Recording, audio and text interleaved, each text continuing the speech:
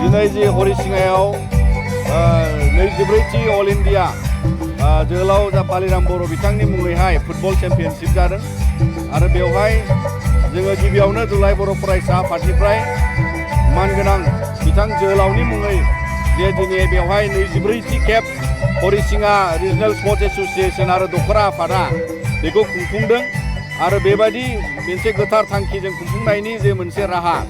बिथांमोनखौ जोङो साबायखर बावगोरो आरो दिनै जाय समाव बिथांमोना गोबाव सम बेखौ सामलायबोनायजों लोगोसे जा बेवहाय जिहेतु गोबां गेलेगिरि बिथांमोना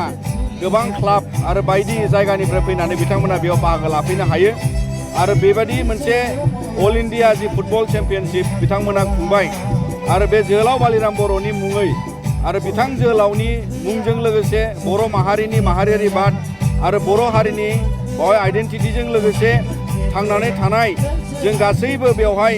बर'जों लोगोसे गुबुन गुबुन माहारियारिफोर दिनै जोङो बेवहाय बिदा फंबायनि मोनसे नेरसोनजों जोङो खौसेयै मोनसे दावगालांनायनि नेरसोन हिसाबै बे जिहेतु मोनसे चेम्पियनशिपा जादों आरो बेखौ नोजोर बोनानै दिनै जोङो दुलाराय बर' फरायसा आफादा मिजिंथियो जे बेबायदि माखासे गोथार थांखिजोंनो जोङो हारि गायसननाय माहारि गायसननाय आरो गेलेगिरिफोरनि इयुननि थाखाय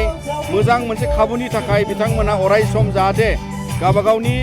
गोसो जानानै गेलेनाय आरो लोगोसे गेलेगिरिनि महरै बिथांमोना जिउ राहा लामायाव जायगा मोननो हायो बिनि थाखाय जोङो आर'ज गाबो आरो बेजों लोगोसे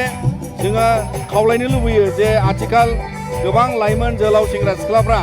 जाहाथे बिथांमोना गोसो जानानै लैहोर लैहोर बेबायदि गेलेनाय फारसे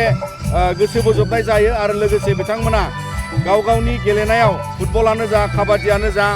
गोबां जाहाथे बिथांमोना खाबु लानांगौ मानोना जोंनि समाजाव दिनै ड्राग्स जौ जुवा बायदि समाज बेरेखा थासारिखौ गैया खालामनो थाखायबो गेलेनायनि गेजेरजों समाज दानायाव आरो माहारि सोरजिनायाव रांखान्थि सोरजिनायाव बयबो बाहागो जानो हायो मानोना फुटबल गेलेगिरिनि गेलेनाया फोथारावनो जोबनानै थाङाखै बिथांमोना फोथारनि बाहेरायावबो साफा साफा राफोद सुबुं दोन हिसाबै दिनै साख्रि मावनाय आरो बायदिसिना फिल्डआव बिथांमोना गावबागावनि गोसोजों स्पेशलाइजेसनाव खामानि मावनाय दा बेबायदि माखासे खाबु मोननो हादों दा बिनि थाखायनो दिनै जि थांनानै थानाय जों सुबुंफोरनि जि नाजानायाव आरो हरिसिङा रिजनेल स्पर्ट्स एसोसिएशन दख'रा एबसु आरो बयबो उदालगुरिबासिनि जाय बिथांमोना दिनै बेबायदि गोबां चेम्पियनशिपजों लोगोसे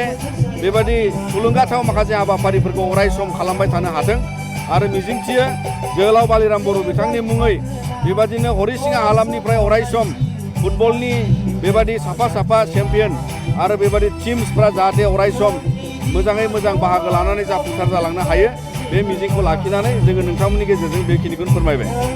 दिनै जुदि स्पर्ट्सखौ जुदि फोजोबखाङोबा दुलाराय बर' फरायसा आफादा फोजोबखांगोन नाथाय दिनैसिम खिन्थु गोजौ खोथाखौ खालामनो थाखाय सासेबो मोजां कचिं लानायखौ बेनि थाखाय सरकारनि फारसे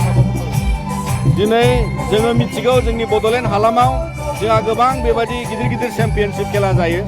नाथाय गेलेगिरिफोरखौ थुलुंगा होनाय फोरोंनायनि बेलायाव जोङो दिनै मोनदांथिदों जे जोंनियाव कचनि अभाब जानानै दङ दा बेखौ लानानै बिटिआर सरकारानो जा आरो स्पर्ट्स डिपार्टमेन्टआ सरकार फारसेनिफ्राय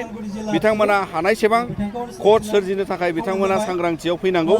आरो कच बिथांमोना लाबोनो होनांगौ आरो लोगोसे जों खावलायगोन जाय बिथांमोना फिजिकेल इडुकेसनजों मास्टार डिग्री लानाय बेचेलर्स डिग्री लानाय आरो बायदि इन्टारेस्टजों बिथांमोना गुबुन गुबुन स्पर्ट्सनि कर्स लानायनि गेजेराव जाहाथे बिथांमोना कच जानायनि थाखाय माखासे लाइमोनफ्रा इन्टारेस्टेडफ्रा कर्स लानो ओंखारलाङो मानोना गोबां दिनै गेलेगिरिनि गेजेरावनो जोंनो बांसिनै कचनि आंखाल जानानै दङ दा बेनिखायनो राफोद गेलेगिरि सोरजिनो थाखाय देग्लाय दुलाराय बर' फरायसा आफादाबो जोङो फुटबल क्लाब मोनसे बड'फानि मुङै जेखौ खालामदों बेवहायबो जिहेतु जोङो कचनि आंखालाव सरकारनिफ्राय मदद लानो गोनां जादों दा बिनिखायनो दिनै जोङो मिजिंथियो जाहाथे उन्दै उन्दै फरायसाफोरखौ लानानै आन्डार 13निफ्राय जागायनानै जिबादि मोनसे एक्सपिरियेन्स दिनै जोंनि हारियाव दङ बिथांमोना थारैनो गोबां